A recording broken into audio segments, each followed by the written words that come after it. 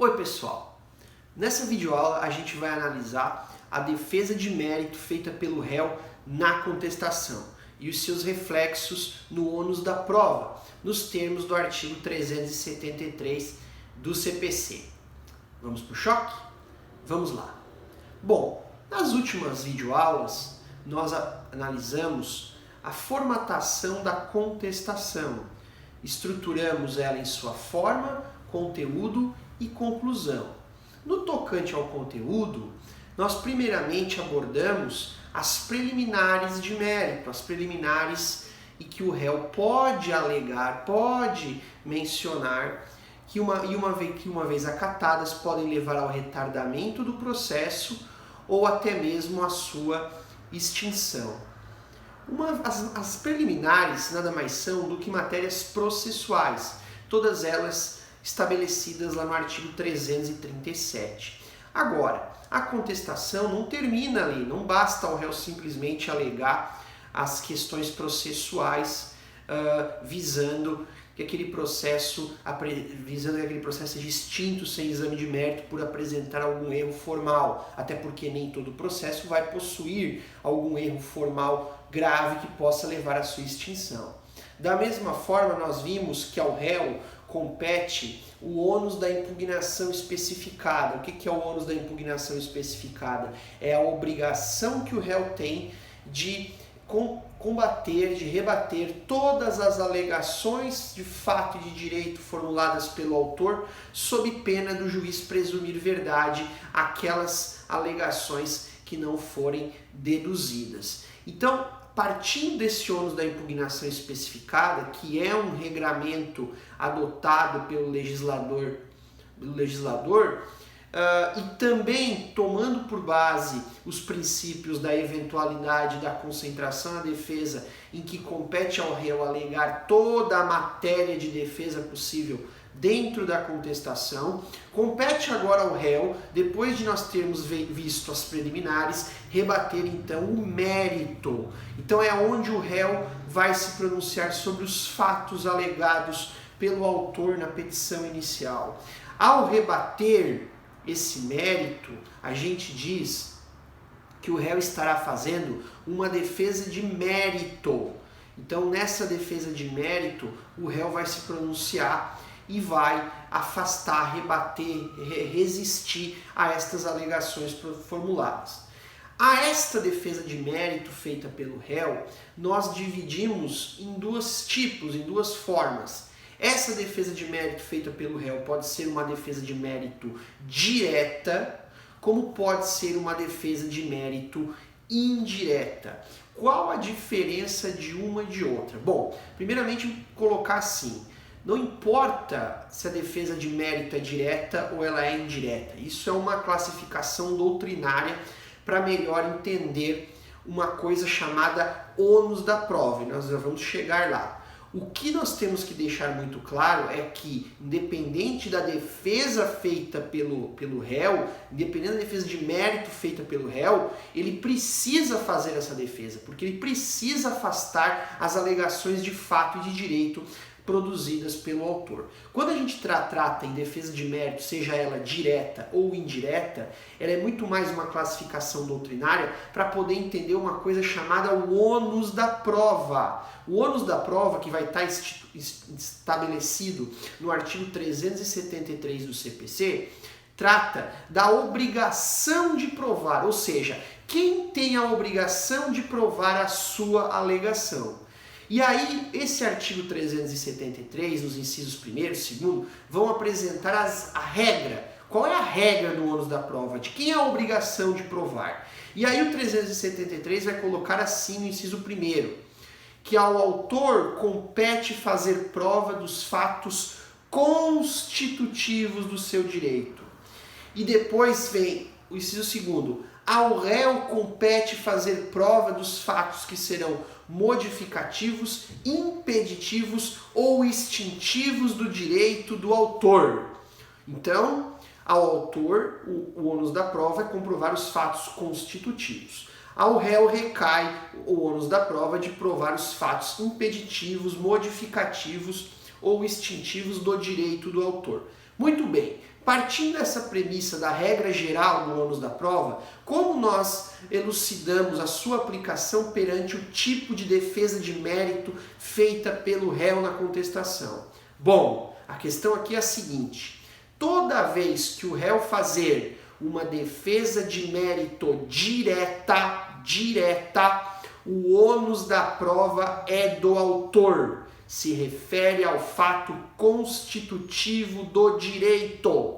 Toda vez que o réu fazer na sua contestação uma defesa de mérito indireta, o ônus da prova recai sobre ele, porque ele está traindo para si o ônus da prova, porque ele está trazendo um fato que pode ser modificativo, impeditivo ou extintivo do direito do autor.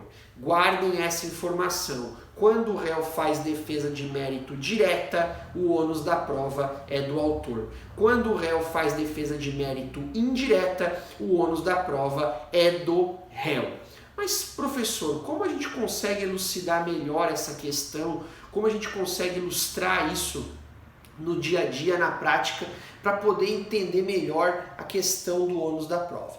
Vamos considerar um acidente de trânsito, em que o autor alega que o réu bateu no seu carro, né? O réu lhe causou algum prejuízo, né? Teve um acidente de trânsito e ele considera que o réu é culpado, o réu bateu no seu carro e digamos que esse réu acabou fugindo do local da cena do acidente e agora o autor não vê outra possibilidade a não ser entrar com uma ação cobrando, né, uma indenização pelos prejuízos que lhe foram causados. Muito bem. Digamos que o réu, na sua contestação, alegue que ele não estava no local, ele não bateu no carro do autor. Está equivocado o autor ao fazer menção a esse acidente. Ele não estava no local do acidente, ou o acidente sequer existiu. Veja, o fato constitutivo do direito do autor é efetivamente o acidente de trânsito, é efetivamente os danos causados por esse acidente de trânsito. O fato do réu ter batido no carro dele seria o fato constitutivo do seu direito. Logo, se o réu na contestação diz: eu não bati no carro do autor, eu não estava neste local, este acidente sequer existiu, o que o réu está fazendo? O réu está afastando o ônus da prova, está jogando o ônus da prova para o autor. Por quê? Porque ele está negando o fato constitutivo do direito do autor.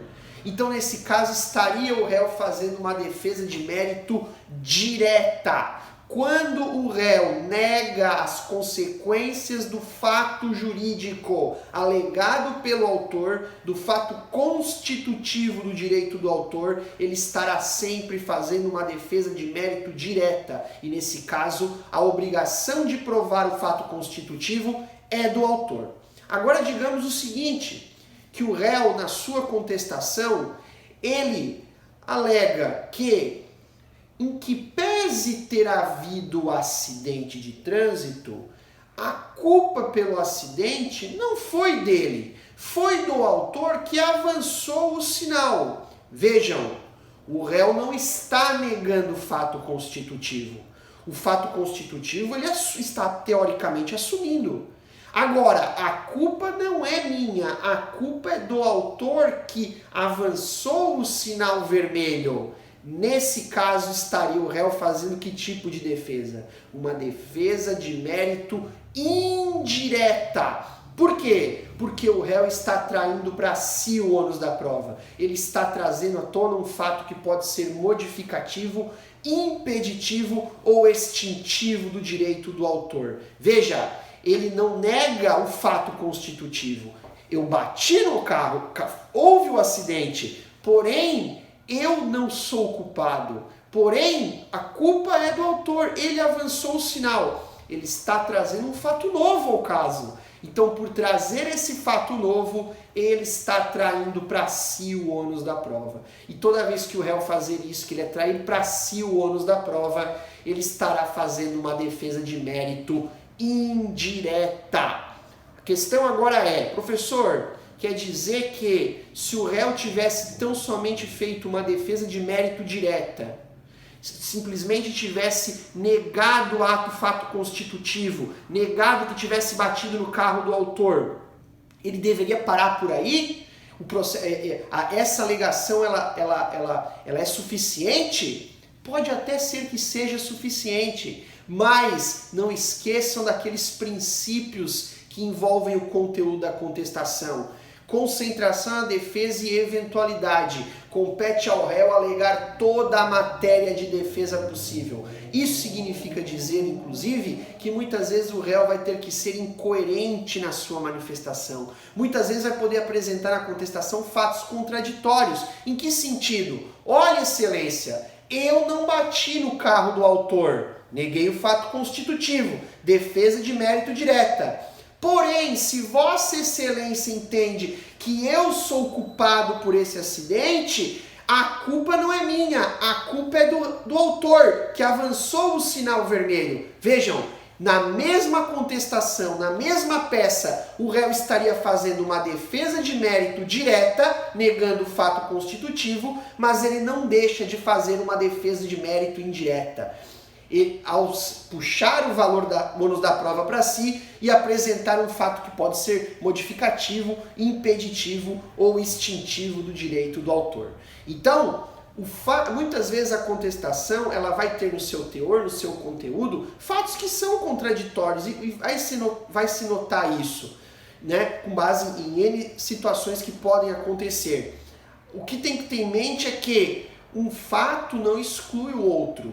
O réu ele pode muito bem fazer a defesa de mérito direta e indireta na mesma contestação. Assim como ele pode primeiro ter trazido preliminares, que podem até se acatadas levarem à extinção do processo, mas ele não para por aí. Ele não sabe se o juiz vai acatar a sua preliminar alegada. Então é mais um motivo do porquê ele deve sempre atacar o mérito. E no mérito ele vai poder fazer a defesa de mérito, seja ela direta, seja ela indireta. Certo, pessoal? Vimos então a defesa de mérito feita pelo réu na contestação. Paramos nessa aula de hoje, voltamos numa próxima oportunidade. Até mais.